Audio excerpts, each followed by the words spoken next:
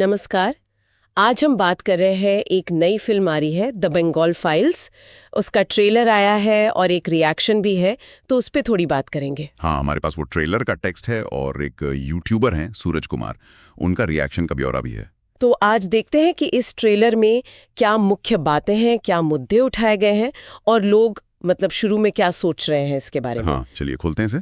Trailer की शुरुआत ही थोड़ी चौंकाने वाली है।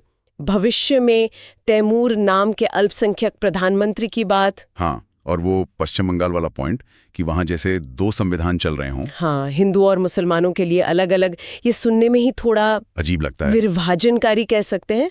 और ये तो बस शुरुआत है। फिर वो गांधी और जिन्ना के बीच का संवाद, वेद बनाम कुरान। हाँ, पहचान को लेकर। और फिर डायरेक्ट एक्शन डे का जिक्र, कलकत्ता के दंगे 1946 वाले, वो तो बहुत ही भयानक चीज थी। बिल्कुल।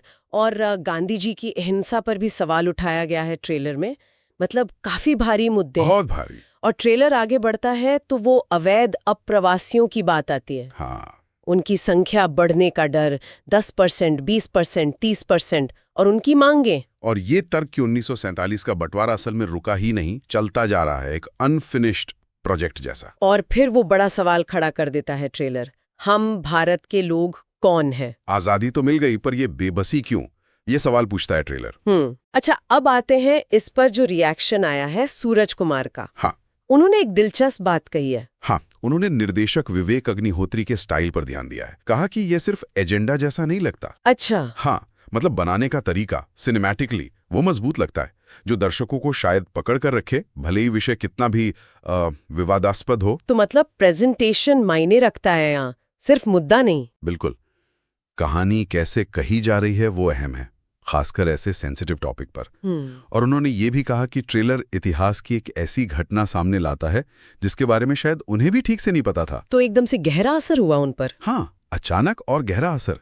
ये दिखाता है कि सिनेमा कैसे, वो क्या कहते हैं, भूली हुई या कम जानी गई बातों को फिर से सामने ला सकता है। ये बात तो है। अच्छा, एडिटिंग और इमोशनल कनेक्शन के बारे में क्या कहा? मैंने सुना ट्रेलर का अंत काफी दमदार बताया गया है। हाँ, यूट्यूबर्स को लगा कि एडिटिंग बहुत अच्छी है और ये भावनात्मक रूप से जोड़ता है, खासकर अंत में। और उन्होंने वो शुरू की लाइन का जिक्र भी किया, अल्पसंख्यक पीएम वाली। कहा कि वो कुछ लोगों को ट्रिगर कर सकती है, भड़का सकती है। हाँ, और कलाकारों के काम की तारीफ। हाँ, सिमरत कौर वगैरह का काम अच्छा बताया। हालांकि ये भी कहा कि कहीं कहीं वीएफएक्स शायद थोड़ा कमजोर लगे, पर कैमरा वर्क मजबूत है। और एक पॉइंट ये भी था कि जिस तरह से हिंदुओं के दर्द को दिखाया गया है, यूट्यूबर को लगता है दर्शक उससे जुड़ेंगे। हाँ, उन्हें लगा कि ये चीज दर्शकों को शायद भावनात्मक रूप से खींचेगी और फिल्म का समर्थन करने का कारण बन सकती है। लेकिन एक और जरूरी बात उन्होंने कही, उन्होंने इस विषय की संवेदनशीलता को समझा। अच्छा, कैसे? उन्होंने कहा कि वो फिल्म देखने से पहले इस घटना पर खुद और रिसर्च करेंगे, मतलब सिर्फ फिल्ममेकर की बात पर नहीं जाएंगे। तो ये एक तरह से जिम्मेदार रवैया हुआ। दर्शक अब ज्यादा सतर्क हो रहे हैं। हाँ, कह सकते हैं, खासकर जब इतिहास से जुड़े ऐसे दावे हों। उन्होंने इसकी तुलना एक एक्शन फिल्म बागी 4 से भी की। अरे, वो क्यों? कहा कि फिक्शन एक्शन से तो बेहतर है कि ऐसी असल घटनाओं पर बनी फिल्म देखें, भले ही वो परेशान करने वाली हो। वो जानना चाहते हैं कि ट्रेलर में जो दिखाया है वो असल में कितना भयानक था।